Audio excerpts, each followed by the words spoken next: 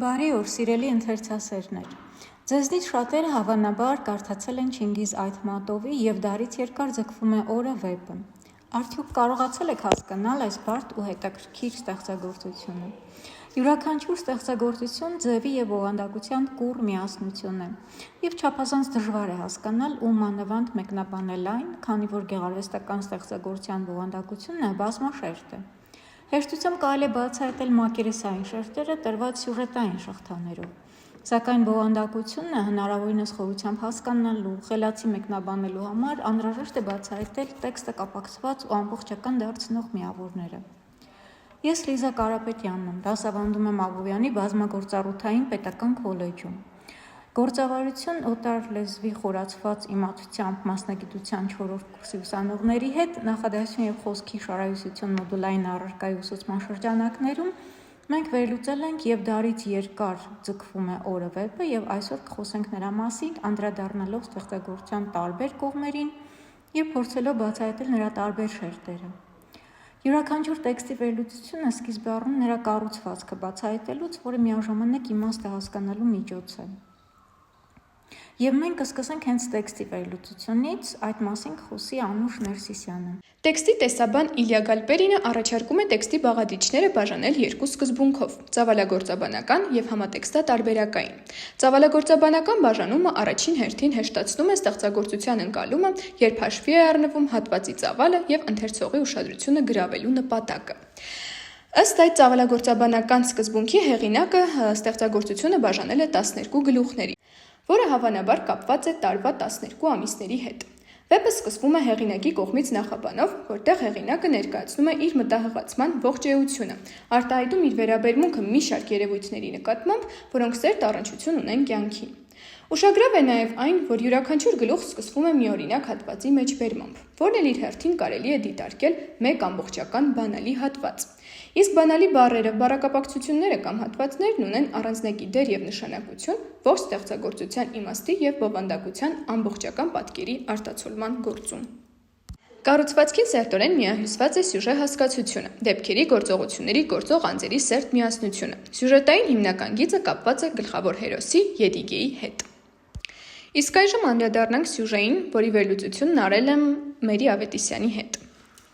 Բորալի Եդիգեյը մի հասարակ աշխատավոր մարդ էր, բայց հեղինակի խոսքով նա աշխատավոր էր ոչ միայն ի բնե ու զբաղմունքի բերումով, նա աշխատասեր հոգուտ էր մարդ էր, իսկ աշխատասեր հոգուտ էր մարդկանց կարծես միավորում է ինչ-որ մի եղբայրություն։ Նրանք միշտ ընդունակ են ճանաչելու իրենց նմաններին, ընդունակ են հասկանալու, իսկ եթե ոչ հասկանալու, գոնե մտածելու։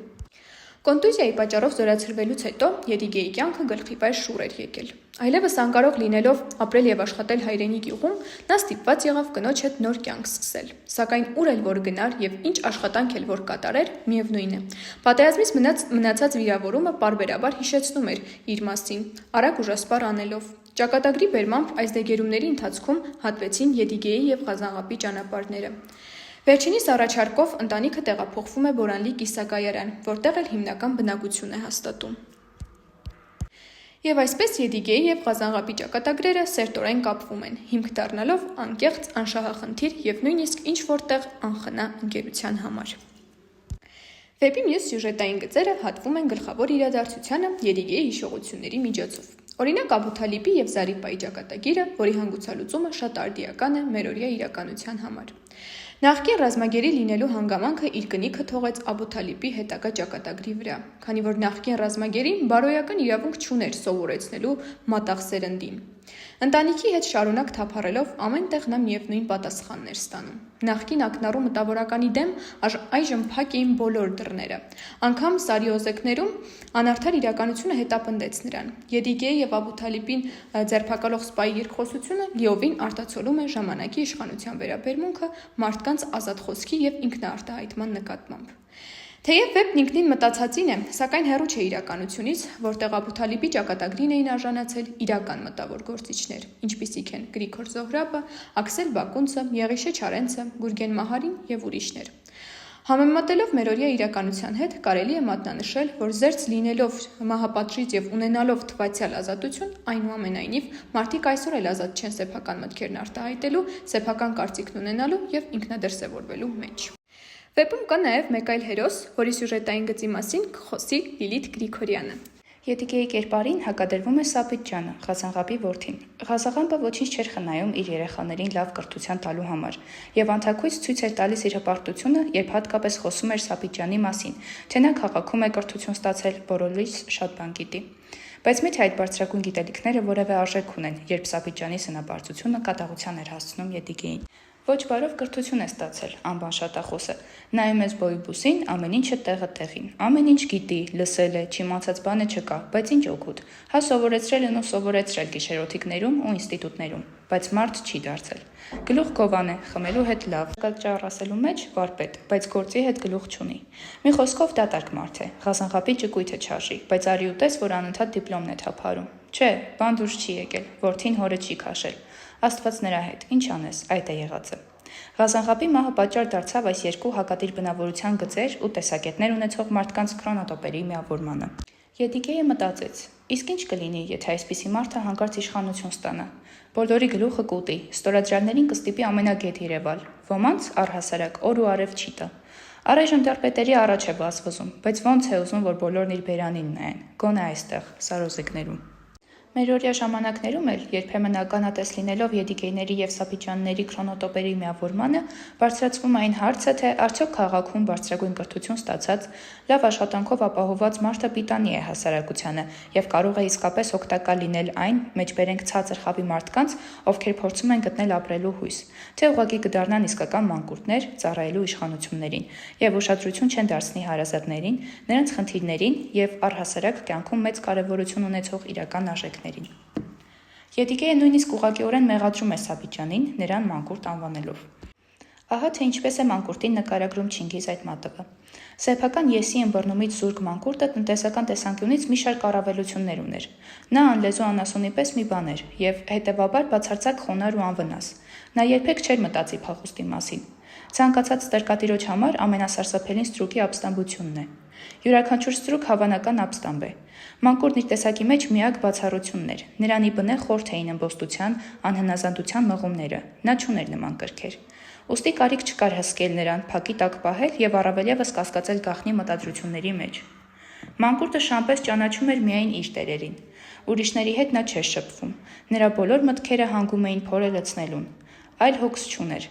Իսկ հանձնարարված գործը կատարում էր կուրորեն, ճանաչաբար, անշեղորեն։ Նշենք մանկուրտ բառի ծագումնաբանության մասին։ Ըստ լեզվաբանների, Այթմատովը բառը կազմել է տեղական լեզուների արմատներից։ Հավանաբար մանկուրտ բառը ստեղծվել է հին թյուրքական մունգուլ, հիմար բանակցությունից զրկված բառից։ Ժամանակակից ղրղզերենում կա մունջու բառը, որը նշանակում է հաշմանդամ։ Մոնղոլերենում կա մանգուու բառը, որը կարող է նշանակել հիմար կամ տկարամիտ։ Հնարավոր է, որ մանկուրտ բառը կազմվել է հին թյուրքական ման, հագցնել, գոտևորել եւ գորուտ, չորացրած բառերից, այսինքն մարդ, որի գլխին գոտի է հագցվում եւ չորացվում։ Վեպում ստրկության համար նախատեսված գերու գլուխը սափրում եւ հագցնում էին շիրի, նոր մորթած ուխտի վզի հատվածի կաշին։ Գերուն կապում էին այնպես, որ չկարողանա հանել ուխտի կաշին եւ թողնում էին անապատում մի քանի օր։ Բար կարևի տակ կաշին կծկվում էր եւ սեղմում գլուխը։ Գերու մազերը աճում էին եւ այս ամենը սոսկալի ցավ էր պատճառում, որի ծոհը կամ մեռնում էր, կամ կորցնում էր հիշողությունը։ Նա դառնում էր հիանալի ստրուկ, առանց նախկին կյանքի հիշողության եւ հլու հնազանդ ծառայում էր տիրոջը։ Մանկուրտ ստրուկները սովորական ստրուկներից բարձր էին գնահատվում։ Այթմատովի վեպի մանկուրտ հերոսը չի ճանաչում իրեն գտած մորը, Աննաբեիթին եւ տերերի հրամանով սպանում է նրան։ Անդրադառնանք եւս մեկ սյուժետային գծի, որը մշակել է Լիաննա Ներսիսյանը։ Ձեր երգիչը Ռայմալի աղան մարմնավորում է անցյալը, որում իրեն զգում է անձնական հուշերի եւ անցյալ հաղթանակների մեջ։ Նրա կյանքը արդեն երկար ու ձիգ է եղել եւ ժամանակի անցումը իր մեջ կրում է այն անխուսափելիությունը, որին հասնում է յուրաքանչյուր մարդ։ Կանայք հեռանում էին նրանից հուսահատվելով եւ կորցնելով համբերությունը։ Բայց շատ կանայք գիշերները թաքուն լաց էին լինում եւ երազում էին նրա մասին։ Նա ավելի շատ էր մտածում մահվան մասին եւ ավելի քիչ էր ցանկանում ներկա գտնվել խնջույքների եւ հարսանիքների։ Ձեր երգչի համար սերն է դառնում կյանքի միակ արևածագը, երբ երիտասարդ գեղեցկուհին հայտնում է իր սիրո լուրը։ Իսկ երիտասարդ գեղեցկուհին մարմնավորում է ներկան, երիտասարդությունն ու դրա հետ կապված հույսերը, կյանքը շարունակելու ցանկությունը։ Հայտնվելով Ռայմալի աղայի դիմաց, աղջիկն արտահայտում է իր սերը, որը կարծես եւս մի կյանք էր տվել, կարծես կյանքը նորից էին ապրում։ Ոչինչ խոչընդոտ չէր հանդիսանում սիրելու համար, նույնիսկ շրջապատող ջահելները։ Սակայն ձեր երգչին մեծ փորձություն էր սպասվում։ Չնայած նրա սերը փոխադարձ էր, շրջապատող մարդիկ չէին ընդունում այդ լուրը։ Եվ այնտեղ, որտեղ հայտնվում էր, զայրանում էին ներկաները, ամոթանք տալիս սիրելու համար։ Ի վերջո նրա եղբայրը, այլևս չկարողանալով տանել այն բոլոր ամոթանքներն ու հալածանքները, որ լսվում էին ամեն կողմից, հավաքեց իր տոհմի ավագներին և նրանց հետ փորձեց Ռայմալի աղային ետ պահել երիտասարդ աղջկան տեսնելու մտքից։ Ամբողջ կյանքդ վատնել ես ուրիշներին զվարճացնելու վրա։ Մենք ներում էինք քո անառակ վարքը, քանի դեռ ջահել էիր։ Այժմ դու ծեր ես և ծիծաղելի ես, մենք արհամարհում ենք քեզ։ Դու փոխանակ մտածես մահվան մասին և խաղաղվես, քեզ ծաղրուծանակի մատնեցիր ուրիշ աուլցիների առջև։ Վերջին թեթև սոլիկի նման քարշ եկար այն աղջկա ետևից, ոտնատակ տվեցիր մեր բարքերը և չես ցանկանում լսել մեր խորհուրդը։ Սակայն երգիչը ընդդիմանում էր։ Ռայմալի աղային պատժելու համար հարազատներն ու բարեկամները եղբոր գլխավորությամբ նախ ոտնատակ տվեցին նրա դոմբրա երաժշտական գործիքը, կացունով ջարդեցին ձիու թամբը, իսկ հետո անխղճորեն սպանեցին երգչի միակ ու հավատարիմ ձիուն։ Ձեր երգչի կյանքը ընդհատվում է երջանկության վերջին պահերին, դառնում է ապականացու մարմին, իսկ հոգին քամու պես սուրում է օդում, ձուլվում արևին։ Այս կերպարների քրոնոտոպը որպես հակադրություն ցույց է տալիս այն հակասությունը, որը կա հոգու և բանականության միջև։ Չիմանալով որն է ճշմարտությունը և որն է երջանկությունը այս աշխարհում, միթե ամոթ է սերը, երբ Տերը ի վերուստ սեր է առաքում։ Վեպի հիմնական գծին զուգահեռ զարգանում է նաև մի այլ պատմություն։ Երբ կեսգիշերին Ուկուբալան, Եդիգեի կինը, հայտնում է Ղազանղապի մահվան լուրը, հիշողություններով և Ղազանղապի դժբախտ ճակատագրի մասին մտքերով տարված Եդիգեյը խոր գիշերում ականատես է լինում, թե ինչպես է կրակե պտղաուղմի պես անընդհատ բոցավառվելով և վեր խոյանալով Զարի օզեկ մեկ տիեզերականից դեպի երկինք սուրում հրթիռը։ Հիանալով տեսածով նա միևնույն ժամանակ գիտեր, որ սա իր համար կողմնակի բան է, որը հարուցում է և զարմանք և վախ, գրում է Այթմատովը։ Բորանլի Եդիգեյը չգիտեր և երբեք չի իմանա, թե ինչ արտակարգ դեպք էր տեղի ունեցել խորհրդանշական պարիտետ անունով տիեզերակայանում։ Պարիտետ, այսինքն հավասարություն, քանի որ հավասարապես էր ներկայացնում երկու կողմերը։ Եվ ինչն էր ստիպել այնուհետև դեպի պարիտետ վթարային թռիչք իրականացնել Զարի օզեկից և Նվադայից միաժամանակ։ Մեզ ընթերցողներիս հայտնի է դառնում, որ պարիտետը 12 ժամից ավելի չէր պատասխանել կոնվենցիայից եկող միաղեկ կենտրոնի ազդանշաններին և հարկավոր էր պարզել, թե ինչ էր պատահել անձնակազմին։ Թռիչք իրականացրած տիեզերագնացները տրամպլին ուղեցրում գտնում են պարիտետ տիեզերագնացների թողած տեքստը։ Իրենց պարտքի և կարգապահության զգացումը քաջ գիտեցող տիեզերագնացները, պարզվում է, այնուամենայնիվ լքել էին նավը, քանի որ նրանց հաջողվել էր կապ հաստատել արեգակնային համակարգից դուրս գտնվող բնակելի մոլորակի բնակիչների հետ։ Օդաչուները հանդգնում են ծանր, բայց պատասխանատու որոշում կայացնել և այցելել Անտառալանջ կոչվող մոլորակ, քանի որ նրանց այնտեղ է առաջնորդում իմացության ծարավը և մարդու հավերժական երազանքը իր նման բանական արարածներ հայտնաբերել այլ աշխարհներում։ Պարզվում է, որ Երկիրը և Անտառալանջը բազմաթիվ տարբերություններ ունեին, նաև խնդիրներ, բայց հատկապես զարմացնում էր և ուսուցողական էր, որ վերջինիս բնակիչները չեն տառապում երաշտից, թեև չեն կարողանում խուսափել մոլորակի մի հատվածի անապատացումից, բայց եռանդուն ջանքեր են գործադրում այդ խնդիրը լուծելու ուղղությամբ։ Երկիր մոլորակի տիեզերագնացների համար ուշագրավ էր այն, որ անտառալանջցիները լրջորեն մտահոգված են այդ խնդրով, որ միայն միլիոնավոր տարիներ հետո կարող էր կործանարար լինել մոլորակի համար, բայց ոչ մեկի գլխում չի փայլատակել ստոր միտք, մեզնից հետո թեկուզ ջրհեղեղ, գրում են տիեզերագնացները։ Հնչեցինք այդ մտքից, երբ իմացանք, որ համամոլորակային ընդհանուր արտադրանքի զգալի մասը գնում է ընդերքի ներքին չորության կասեցման ծրագրի վրա։ Նրանք փորձում են պատներ ստեղծել բազմահազար կիլոմետր երկարությամբ, աստիճանաբար սողացող անապատի սահմանով մեկ, չափազանց խոր հորատանցքեր փորելու ճանապարհով դեպի ընդերք են ուղղում այնպիսի երկարատև չեզոքացնող նյութեր, որոնք նրանց ենթադրությամբ կունենան հարկավոր ազդեցություն մոլորակի ներմիջուկային ռեակցիաների վրա։ Անտառալանջում զարմանք և հիացմունք էին հարուցում նաև հասարակական կարգի առանձնահատկությունները։ Ճիշտ է, այստեղ ևս կային հասարակական կեցության պրոբլեմներ, բայց նրանց ամբողջ կյանքը կազմակերպված է միանգամայն այլ սկզբունքների հիման վրա, որոնք մեզ համար այնքան էլ հասկանալի չեն և այնքան էլ մատչելի չեն մեր երկրային ստերեոտիպ մտածողության պատճառով։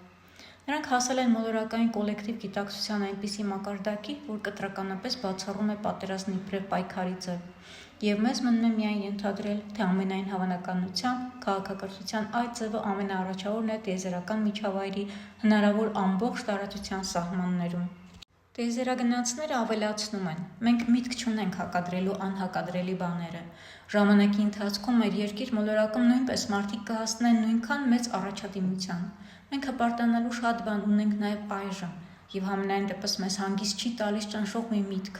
Իսկ ինչ, եթե երկրի մարդկությունը գտնվում է ողբերգական մոլորության մեջ, համոզելով ինքն իրեն, իբր պատմություն է, դա պատերազմների պատմություն է։ Իսկ ինչ, եթե զարգացման այդ ճանապարհի սկզբանե եղել է սխալ, փակուղային։ Այդ դեպքում ուր ենք գնում մենք, եւ դա ուր կհասցնի մեզ։ Եվ եթե այդպես է, արդյոք մարդկությունը քաջություն կունենա ընդունելու այդ եւ խուսափելու ընդհանուր հեղակործանումից։ Ճակատագրի բերումով դառնալով արտաերկրային հասարակական կյանքի առաջին ականատեսները, մենք ունենք բարդ ապրումներ, վաղ երկրայինների ապագայի նկատմամբ եւ հույս, քանի որ աշխարհում կա բարձր համակեցության օրինակ, որի առաջընթաց շարժումը դուրս է հակասությունների այն ձևերից, որոնք լուծվում են պատերազմներով։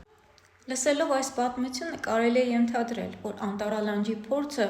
երկիր մոլորակը անհապաղ պետք է փորձեր կիրառել, քանի որ դրանք կլուծեին էներգիայի աղբյուրների սպառման եւ դրանից բխող այլ խնդիրներ, սակայն Սովետական Միությունը եւ Ամերիկան այլ որոշում կընդունեն։ Սովետա-ամերիկյան հատուկ լիազորված հանձնաժողովների արտակարգ նիստը ավարտվում է միաղեկ կենտրոնի որոշմամբ, որը ենթակա չէ քննարկման։ Որոշում են չթույլատրել տիեզերագնացներին վերադառնալ ուղեծրային կայան, հետևաբար երկիր, որպես երկրային քաղաքակրթության համար անցանկալիների, հրաժարվել անտառալանջ բնակիչների հետ հաղորդակցվելուց, իսկ հրթիռ ռոբոտները պարեկություն էին անելու միջուկա լազերային ճառագայթմամբ ոչնչացնելու երկրայիններին մոտեցող որևէ առարկա։ Այս պատմության սկիզբը եւ ավարտը գրեթե համընկնում են Ղազանղապի մահվան լուրի եւ ուղարկավորության հետ։ Սյուժետային հիմնական պատումի հետ զուգահեռաբար ընթացող եւ միայն նշված երկու կետերում հատվող այս պատմությունը սակայն երբեք ոչ ոք չի իմանա։ Նրանից Եդիգեի հոգում կմնա բնազդային վախը անիմանալիի հանդեպ։ Ինչպես տեքստի սկզբնամասում է հրթիռը վախ ու զարմանք հարուցում, այնպես էլ ավարտամասում, երբ հիմնական դեպքերը հասնում են հանգուցալուծմանը, ավարտվում է նաև զուգահեռ պատմությունը եւ իրագործվում է տրանստիեզերական օդակապ խափանիչ օպերացիան։ Ուղիղ ժամը 8-ին վեր են խոյանում առաջին ռազմական ռոբոտ հրթիռը, ապա երկրորդը, երրորդը, հետո էլի ու էլի, գրում է այդ մատովը։ Հրթիռները գնում էին հեռավոր տիեզերք, երկրագնդի շուրջը գցելով մշտապես գործող գորդոն, որպեսզի երկրային գործերը ոչ մի փոփոխություն չկրեն, որպեսզի ամեն ինչ մնա այնպես, ինչպես կա։ Երկինքը փուլ էր գալիս գլխին, շարունակում է այդ մատովը, պատառ լինելով եռացող բոցերի ու ծխի քուլաների մեջ։ Մարդը, ուխտը, շունը, այս պարզագույն արարածները խելակորույս փախչում էին։ Նրանք փախչում էին միասին, վախենալով իրարից բաժանվել։ Նրանք փախչում էին տափաստանով, անողոք կերպով լուսավորվելով, հսկայական գրակի փայլատակումներով։ Սյուժետային հիմնական գիծը առանձին վերցրած մի պարզ կենցաղային պատմություն է, պարզ ու ազնիվ, ընկերասեր ու հարգալից, աշխատավոր մարդկանց մասին, թե ինչպես է Եդիգեի աշխատում դժվարությամբ իր խոստումը պահել ու ընկերոջը ըստ օրենքի հուղարկավորել Անաբեիթի գերեզմանոցում։ Բայց սյուժետային այլ գծերը, հատկապես մանկուրտ որդուն մորոնող եւ իր կյանքի գնով նրան իր նախնիներին չմոռանալու կոչով դիմող Անաբեիթի եւ երևակայական, նոր ու զարգացած քաղաքակրթություն գտնելու, բայց նրա մասին տեղեկությունների նշորնել անգամ վերացնելու մասին պատմությունները առանձնահատուկ փիլիսոփայական լիցք են հաղորդում վեպի բովանդակությանը։ Վերջինը թեև Եդիգեի կյանքում տեղի ունեցող բուն իրադարձություններին ընդամենը 2 անգամ է հատվում, բայց տեքստի կարևոր հատվածներում։ Վերջինը վերը մեջ բերված շարունակվում է այսպես. եւ նրանք փախչում էին, մարդը, ուխտը, շունը, փախչում էին առանց ետ նայելու, եւ հանկարծ Եդիգեի աչքին երևաց չգիտես որտեղից հայտնված սպիտակ թռչունը, որ ժամանակին առաջացել էր Նայման Անայի գլխաշորից, երբ Նայման Անան իր մանկուց որդուց նետահար ընկել էր թամբից։ Սպիտակ թռչունը արագ թևածում էր մարդու կողքով, այդ դղրդյունի ու աշխարհակործան փոթորքի մեջ ծղրտում։ Ումն ես դու, անունդ ինչ է։ Հիշիր անունդ, քո հայրը Դոնենբայն է, Դոնենբայը, Դոնենբայը, Դոնենբայը։ Դոնեմբայը։ Եվ թանձրացող խավարի մեջ դեռ երկար հնչում էր նրա ձայնը։ Սյուժետային այս կետում ավարտվում են Եդիգեի դարից երկար ձգվող օրը և պարիտետ եզերակայանի տրամպլին համատեղ ծրագրի իրականացման օպերացիայի պատմությունը բնազդային վախ առաջ բերելով մարդու շան ուխտի մոտ։ Եվ միայն մարդը կտեսնի Դոնեմբայ սպիտակ թռչունին, որը կապ կստեղծի անցյալի, ներկայի ու երևակայական ապագայի միջև, հիշեցնելով և հաստատելով, որ միայն իմաստավորված անցյալի միջոցով է ներկան ձգվում դեպի ապագա։ Աննա Բեյիթի ոչնչացված գերեզմանոցը և նրա տեղում կառուցված տիեզերակայանը ոչնչացված հիշողության խորհրդանշանն է, մարդկային արժեքների կորուստի ահազանգ, առանց պատերազմների պատմության, երկրագնդի միլիարդավոր մարդկանց խաղաղ համակեցության երազանք։ Սյուժետային գծերի մասին մեր ասելիքը ամփոփենք, խոսելով քրոնոտոպի մասին, որը տարածական և ժամանակային հարաբերությունների էական փոխադարձ կապն է, ըստ Միխայիլ Բախտինի։ Գեղարվեստական ստեղծագործության մեջ պատկերվում է մի աշխարհ, որը, ինչպես և ֆիզիկական աշխարհը, անքակտելիորեն կապված է տարածական և ժամանակային ձևերի հետ։ Եվ դարից երկար ձգվում է օրը վեպում յուրաքանչյուր հերոս ունի իր սյուժետային գիծը, իր անցած ճանապարհը տարածությունից տարածություն, ժամանակից ժամանակ։ Սակայն գեղարվեստական ստեղծագործության մեջ տարածությունը և ժամանակը հատուկ դեր են կատարում հերոսների ճանապարհների և ճակատագրերի հատման կետում։ Այս տեսակետից գնացքներն այս կողմերում գնում էին արևելքից արևմուտք և արևմուտքից արևելք, իսկ երկաթուղու շուրջը այս կողմերում փռված էին հսկայական ամայի տարածություններ, սարի օզեկներ, դեղին տափաստանային միջնակները։ Այս կողմերում ուզածը տարածությունը չափվում էր երկաթուղուց, ինչպես Գրինվիչի միջօրեականից, իսկ գնացքները գնում էին արևելքից արևմուտք և արևմուտքից արևելք, արտահայտությունը բանալու դեր է կատարում, հուշելով, որ այստեղ են սկիզբ առնում ներկայից դեպի անցյալը և ապագում գնացող բոլոր ճանապարհները։ Եվ ինչպես Գրինվիչի զրոյական միջօրեականն է համաշխարհային ժամանակի կենտրոնը հանդիսանում, այնպես էլ Բորանլի Եդիգեը աշխատավոր մարդն է դառնում այն կենտրոնը, որից սկիզբ են առնում, միահյուսվում և խտանում մարդկային ճանապարհները, հիշողություններով իմաստավորելով դրանք։ Քանի որ մարդը առանց անցյալի հիշողության, գրում է այդ մատովը, որ կանգնած է կյանքում նորից իր տեղը որոշելու անհրաժեշտության առջև, իր ժողովրդի և ուրիշ ժողովուրդների պատմական փորձից զրկված մարդը դուրս է մնում պատմական հեռանկարից և ընդունակ է ապրելու լոկ այսօրվա օրով։ Եթե մարդկությունը չսովորի ապրել համերաշխ, կկործանվի։ Փոխադարձ անվստահության, լարվածության, հակամարտության մթնոլորտը մարդկության խաղաղ ու երջանիկ կյանքի դեմ եղած սպառնալիքներից ամենավտանգավորն է։ Մարդիկ կարող են հանդուրժող լինել մեկը մյուսի նկատմամբ, բայց նրանք չեն կարող մտածել միանման, մնալով հանդերձ մարդ, պահպանելով իրենց մարդկային հատկությունները։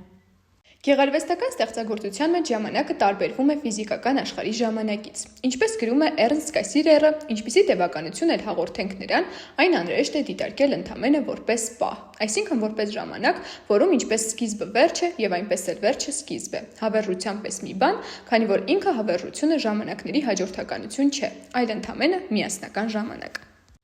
Այսինքն գեղարվեստական ժամանակը առասպելաբանականի նման խորհրդանշական դեր է կատարում և դարից երկար ձգվում է օրը վեպում։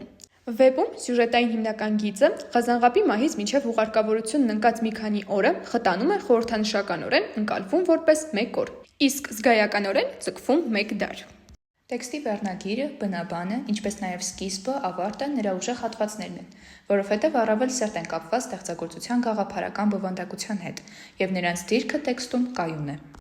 Բնաբանը սովորաբար խորիմաստ ասույթ է, մեջբերում այլ տեքստերից, և ինչպես յուրաքանչյուր մեջբերում այն ուրիշի խոսք է, այսինքն ըստ Միխայիլ Բախտինի խոսք խոսքի մեջ կամ խոսք խոսքի մասին։ Որպես այդպիսին բնաբանը երկխոսական հարաբերություններով կապում է իրար հղված և հղում ունեցող տեքստերը։ Այդ երկխոսությունների մեջ ծնվում են նոր իմաստներ։ Անհրաժեշտ է բացահայտել երկխոսության մեջ ստեղծված իմաստները, հնարավորինս խորությամբ հասկանալու գեղարվեստական ստեղծագործության բովանդակությունը։ Չինգիզ Այթմատովի և դարից երկար ձգվում է օրը վեպի բնաբանը միջնադարի բանաստեղծ հայ գրականության մեջ վաղ վերածննդի առաջին ներկայացուցիչ Գրիգոր Նարեկացու Մատյան Ողբերգության պոեմից է։ Զորգիրդ ընդ մարմնույս և բանդ ընդ հոգվույս, վերցված բան 44-ից 5-րդ ենթագլխից։ Ահա այդ ենթագլուխը։ Եվ քանզի անդարձ ճանապարհների համար իմ այս կտակը, որպես հիշատակ աշխարհում գործած մեղքերի, թողի ընթերցողներին, որ իմ խոսքերով հանապազ աղոթք կարդան առ Աստված։ Թող որ այն մնա ընդմիշտ, ով ամենակալ, եւ գիրն այս մարմնիս, եւ խոսքը հոգուս տեղ, թախանձեն թող միշտ անսահմանելուտ, իբր անեղ ծաղան անմահ մաղթողից ընդունելով այս աղերսն իմ ձայնով, բարեգութ, մարդասեր, օրհնյալ Հավիտյանս ամեն։ Ինչպես են կապվում Նարեկացու եւ Այթմատովի իրարից չափազանց տարբեր տեքստերը ստեղծված հազարամյակի հեռավորությամբ։ Գրիգոր Նարեկացին պոեմում բարձրացնում է միջնադարի համար շատ համարձակ, բայց վերածննդի բնորոշ մարդասիրական գաղափարներ, երբ մարդն է դառնում աշխարհի կենտրոնը եւ ձգտում է հասնել Աստծուն, կատարելության իդեալին եւ նույնիսկ Աստված լինել։ Բայց արդյոք կարող է մարդը միանալ Աստծուն, երբ իր մեղքերը աճում են եւ ահագնանում։ Ուրեմն մաքրվելու եւ աստվածանալու ճանապարհին մարդը պետք է խոստովանի եւ դատապարտի իր մեղքերը։ Պոեմում մեղքերից կործանվելու վախը, Աստծու նկատմամբ ահը եւ խոստովանությամբ մեղքերը դատապարտելու եւ փրկվելու հույսը անդադար հերթագայում են իրար, զարգանալով եւ արտահայտչական ձևեր ստանալով։ Նարեկացու աղոթքը սակայն ավարտվում է լավատեսությամբ, փրկվելու եւ աստվածային էության հետ միանալու հաղթանակով։ Վերոբերյալ հատվածն արտացոլում է պոեմի հիմնական բովանդակային գիծը։ Հեղինակը ընթերցողին է թողնում իր այս կտակը որպես հիշատակ աշխարհում գործած մեղքերի, որ իմ խոսքերով հանապազ աղոթք կարդան առ Աստված։ Եվ ինչպես վերածննդի մարդասիրության դիրքերից են մարդու մարմինը եւ հոգին ներդաշնակորեն ամբողջական, նույնիսկ եթե հոգին ամփոփում է աշխարհում գործած մեղքերը, այնպես էլ գիրն այս մարմնից եւ հոգուս տեղ խոսքը, տողում գիրը եւ խոսքն են որպես բովանդակության ձև եւ ձևի բովանդակություն դառնում ամբողջական։ Եվ թերևս ինչպես Նարեկացին իր աղոթքը,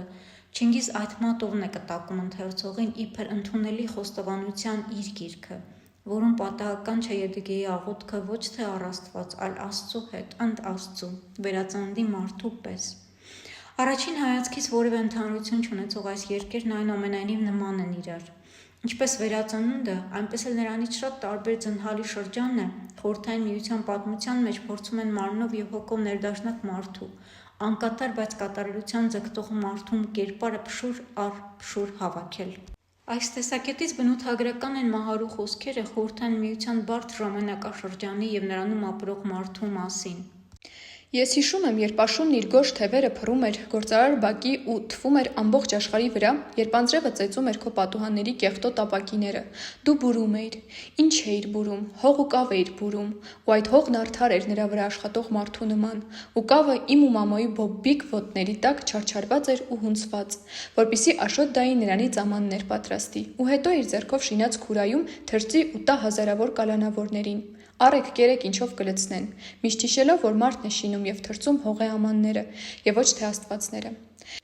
Ես հիմա հավատում եմ, ավելի քան հավատում, որ ազատն Աստված է սկզբում շունչ փչել իր կավե շինվածքին եւ նրան կենթանություն պարգևել։ Ստեղծել է մարդուն եւ այդ մարդն օրորոցից մինչև կախաղան բանն ու գործը թողած ազատություն է գոչել ու տենչացել։ Նույն այդ Աստվածը երևի մի ուրիշ հողացնի է աշխարհ գործուղել արտակարգ լիազորություններով, որ ոչ թե բոբիկ ոտներով, այլ ծանր երկաթե սապոգներով ոտքի տակ առնի միլիոններին, տրորի ու հունցի, կավ դարձնի, որ նրանք ազատություն բառն անգամ մոռանան, եւ հետո այդ կավից նոր մարդ պատրաստի, իր շնչով, իր կերպարանքով, նոր դրախտի խոստումով, որ այդ մարդը լինի վախկոտ ու դաժան, անողնաշար, փառամոլ ու դաժան, որ հսկողության տակ առնի անգամ մարդկային սերը, որ մարդիկ պատժվեն սիրելու համար, իսկ դաժանության համար պարգևատրվեն, որ նրա արձանները կանգնեն բոլոր կայարաններում, հրապարակներում, քաղաքներում եւ ավաններում, որ նրա նկարը կախվի բոլոր տների պատերից, որ նրա անունով կոչվեն քաղաքներ ու գործարաններ, հարյուրավոր հազարավոր փողոցներ եւ հազարավոր հրապարակներ, որ բոլոր գրիչները գրեն նրա մասին, բանաստեղծները նրան գովերգեն, նկարիչները նրան նկարեն, երգիչները նրան երգեն, գիտնականները նրա անունով գործեն, զինվորականները նրա ցուցմունքով կռվեն, ողջ երկիրն Օվսաննա երգի, ու նա անհագուրդ խմի փառքի աղջուրն ու չհագենա, մոլեգնի։ Դե իսկ իր անցյալի ու ներկայի ճանապարհների հատման Գրինվիչի միջօրեականի կետում կանգնած Բորանլի Եդիգեի անթերի չէ, երբեմն բիրտ, գուցե դաժան։ Անթույլատրելի եւ դատապարտված սիրով զարիպային սիրող Եդիգեյը այս անդերձ դժվարին ժամանակներում անցյալին, պատմության առասպելներին կապված է բարոյական արժեքներով եւ այս բոլոր հատկանիշներով է ամբողջականորեն ներդաշնակ մարդը։ Մեր ասելիքն ավարտեն գրքի հայերեն թարգմանության առաջաբանում հնչած Չինգիզ Այթմատովի բառերով։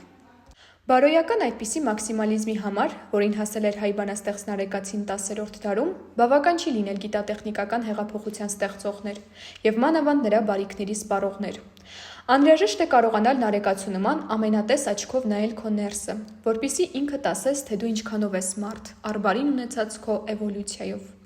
Անհրաժեշտ է կարողանալ Նարեկացու դարաշրջանի փորձին ավելացնել նաև քո ոչ պակաս նշանակալից փորձը։ Դա շատ դժվար է, իսկ գրականությունը կոչված է պատասխանելու այդ հարցերին, որքան դա հնարավոր է։ Կուզենայի ավելացնել, որ հիշողության, մարդկային արժեքները պահպանելու տեսակետից հավանաբար շատ զգայուն է այս ժամանակաշրջանը, քանի որ Հրանտ Մաթևոսյանը ևս շոշափում է այս թեմատիկան, օրինակ «Ծառերը երկում»։ Մարդ ու անասուն իրարից ջոկվում են հիշողությամբ։ Հիշողությունը դրած է անասունի և մարդու արանքում։ Հիշողության մեջ ես, ուրեմն վառվում ես, մարդ ես, հաշիվներ ունես, անհանգիստ ես, հիշողության մեջ չես։ Հրեն, բաց դաշտում կովն արածում է առանց հիշողությունների, իսկ հորթին երեկ են մորթել։